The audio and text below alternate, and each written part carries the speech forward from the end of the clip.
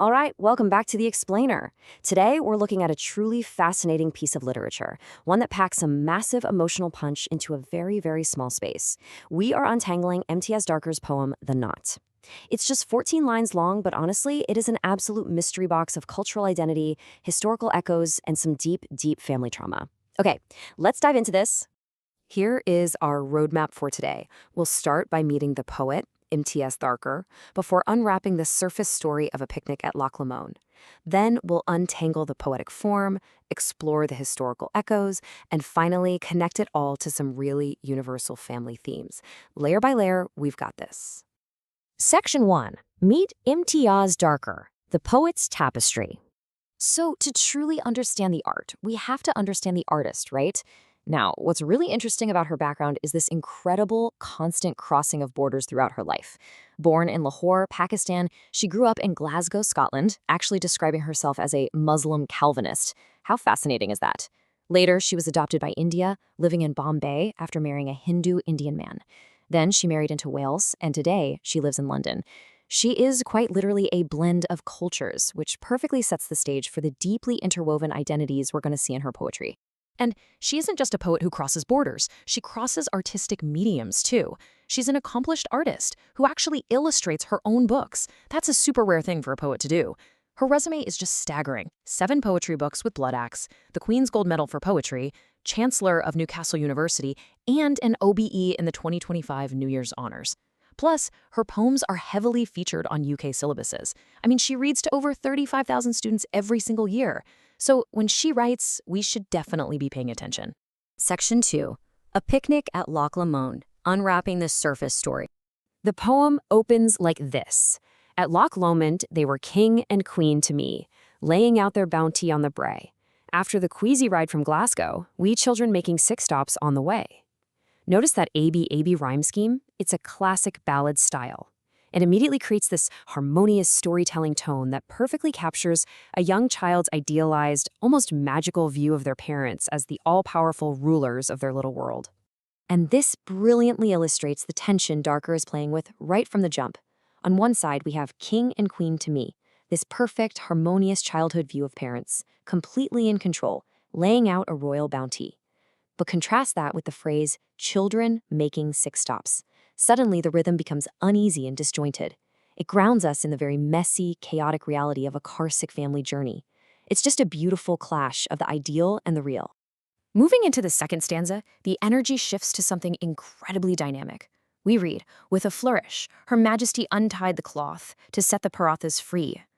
The mother, Her Majesty, is absolutely in control of the scene here. With a dramatic flourish, she physically unties the knot in the cloth, which, by the way, is the poem's central image, releasing this massive feast for her ravenous, tumbling children. And look at the specific words Dharker uses here. They are enjoying traditional Pakistani parathas, laid out on a Scottish brae, which is the Scottish word for a hillside or bank. This single image of a multicultural picnic perfectly encapsulates Dharker's mixed heritage.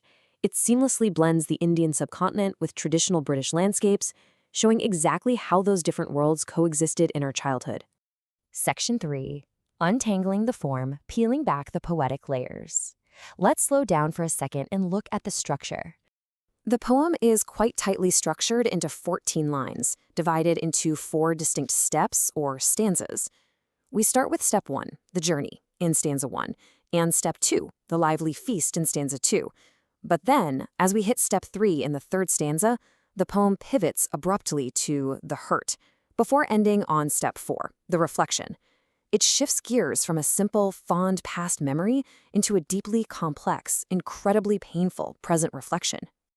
To achieve this dramatic shift, Dharker heavily relies on a literary tool called enjambment. If you need a quick refresher, enjambment is just the continuation of a sentence without a pause beyond the end of a line, couplet, or stanza. In poetry, when a line spills over into the next without any punctuation stopping it, it creates this profound sense of overflowing, uncontrollable emotion. Let's look at exactly how she uses it. At the very end of stanza 2, describing the mother, the text says, "She did, she does," which spills right over the stanza break into stanza 3 with the line, "undoes this deep red knot of hurt in the heart." The physical act of untying the picnic cloth has suddenly morphed into untangling complex, painful feelings. And notice that brilliant half rhyme of hurt and heart? It aggressively emphasizes the emotional pain binding this family together. And the word deep implies it's a dark, very old wound. So the crucial point is how the grammar itself mirrors this emotional whiplash. In stanzas 1 and 2, we are strictly in the past tense. These are nostalgic, tightly controlled memories of childhood. But stanzas 3 and 4 shift jarringly into the present tense. It physically represents how past memories are tangling up with the ongoing, unresolved emotional knot of present grief and family conflict. Section 4. The historical echoes, beyond the picnic blanket. So this leaves us with a pretty big question. What exactly caused this deep red knot of hurt? What created this profound silence between a mother and her child? The text hints at a massive family dysfunction, but the real-life history behind it is even more compelling. Imtiaz Dharker made the choice to cross deep-seated cultural boundaries by eloping with and marrying a Hindu-Indian man. This decision caused a profound estrangement in her family. In fact, her mother never spoke to her again. Now, to understand this reaction, we have to look impartially at the history.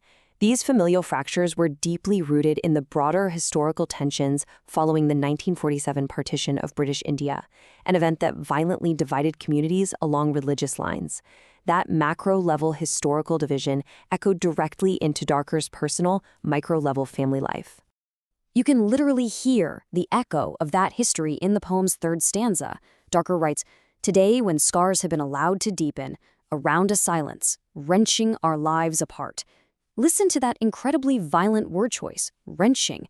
It perfectly captures the destructive force of her mother's silence, but it also heavily symbolizes the sudden, violent movement of partition itself, which tore millions of lives and families apart. Section 5. Universal family themes. The roads not taken. Let's move on and see how this builds out into universal experiences. Looking across her other works, we see a distinct pattern. Dharker constantly uses childhood memories to explore shifting family dynamics. While the knot and stitch both deal with dominating mothers and complicated adult relationships, she also explores the bright side.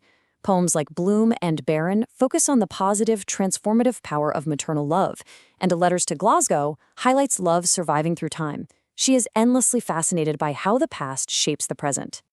To bring the knot to a close, Dharker relies on another powerful literary device, the allusion.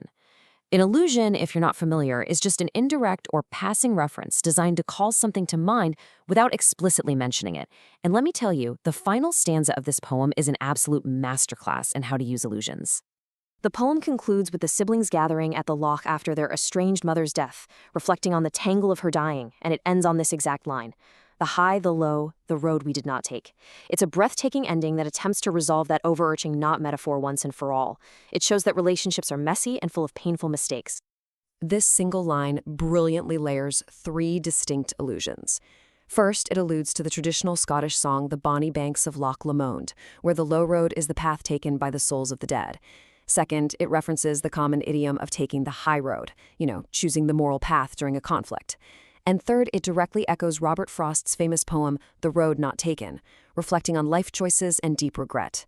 The tragic irony here is that it was only the mother taking the low road of death that finally brought this fractured family back together at the lochside. It leaves us with a really powerful final thought to consider. What are the roads not taken in your own family relationships? And how might untangling the past help heal your present? We all have our own complex knots of hurt, our own messy family picnics, and perhaps, like Dharker, we can find a way to look back at them to understand exactly where we are today. Thank you so much for joining me on this explainer. Keep untangling those layers, and I'll catch you next time.